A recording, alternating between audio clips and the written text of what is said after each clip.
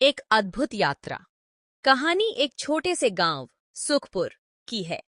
यह गांव अपने हरे भरे खेतों, सुहावने वातावरण और शांतिपूर्ण जीवन के लिए जाना जाता है। गांव के लोग मेहनती हैं और एक दूसरे की मदद करते हैं। हमारे नायक अजय एक साधारण किसान है जिसकी उम्र लगभग 30 वर्ष है।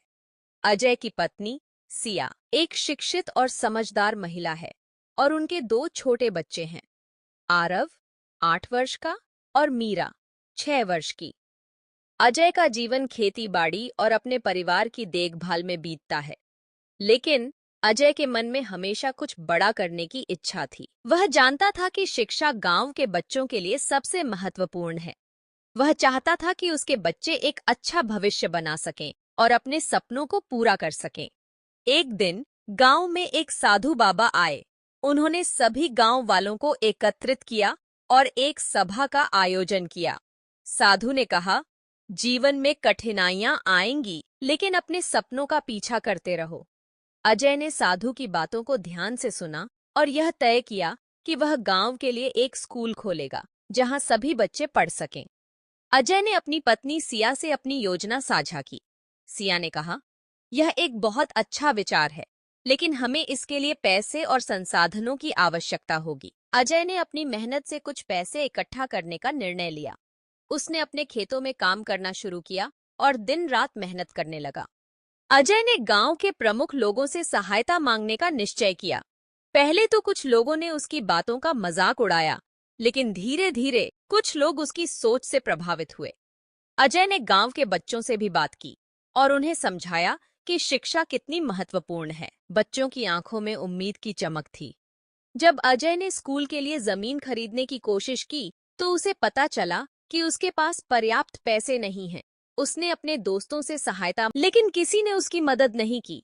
कई बार उसे लगा कि उसे अपने सपने को छोड़ देना चाहिए, लेकिन फिर उसने सोचा कि अगर वह हार मान लेगा, तो उसके बच्चे भी हार मान लेंगे। सिया ने हमेशा अजय का साथ दिया। उसने कहा, हम एक दूसरे का साथ देंगे और हम यह कर सकते हैं।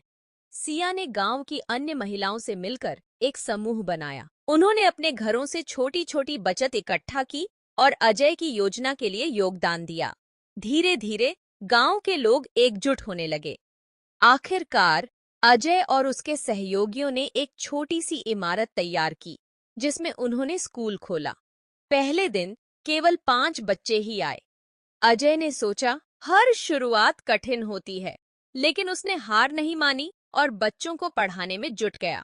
उसने उनके साथ खेल खेले और उन्हें नई चीजें सिखाने की कोशिश की। कुछ महीनों बाद स्कूल की लोकप्रियता बढ़ने लगी। बच्चे शिक्षा की महत्वता को समझने लगे। गांव के लोग भी अब अजय की कोशिशों की सराहना करने लगे। स्कूल में बच्चों की संख्या बढ़ने लगी। अजय ने अपने शिक्षकों को भी बुलाने का निश्चय किया ताकि बच्चे बेहतर शिक्षा प्राप्त कर सकें। 1 साल के भीतर अजय का स्कूल गांव का सबसे प्रसिद्ध स्कूल बन गया। बच्चे अच्छे अंक ला रहे थे और गांव में एक नई ऊर्जा का संचार हो रहा था। अजय और सिया ने मिलकर बच्चों के लिए विशेष कार्यक्रम आयोजित किए, जहां बच्चे अपनी प्रतिभा को प्रदर्शित कर सकते थे। यह कार्यक्रम गांव में एक उत्सव की तरह मनाया जाने लगा। अजय की मेहनत और सिया का समर्थन गांव के लिए प्रेरणा बन गया।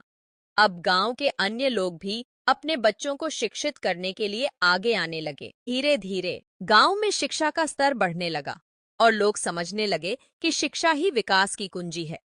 अजय की कहानी से हमें यह सीख मिलती है कि अगर हम अपने सपनों के लिए सच्चे दिल से मेहनत करें, तो कोई भी सपना साकार हो सकता है। एक मजबूत समर्थन प्रणाली, जैसे परिवार और दोस्तों, हमें हमारे लक्ष्यों को प्राप्त करने में मदद कर सकती है।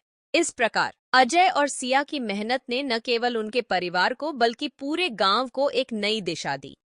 इस कहानी के माध्यम से हमें यह भी समझना चाहिए कि कठिनाइयां जीवन का हिस्सा हैं। हमें हमेशा अपने सपनों की ओर बढ़ते रहना चाहिए और अपने प्रयासों में लगे रहना चाहिए, क्योंकि अंततः हमारी मेहनत ही हमें सफलता की ओर ले जाती है। इस कहानी के माध्यम से हम यह भी सीखते हैं कि शिक्षा सिर्फ किताबों तक सीमित नहीं होती, बल्कि यह जीवन के हर पहलू को प्रभावित करती है। अजय और सिया की यात्रा एक उदाहरण है कि अगर हम अपने लक्ष्य के प्रति समर्पित रहें, तो हम अपने सपनों को पूरा कर सकते हैं। धन्यवाद।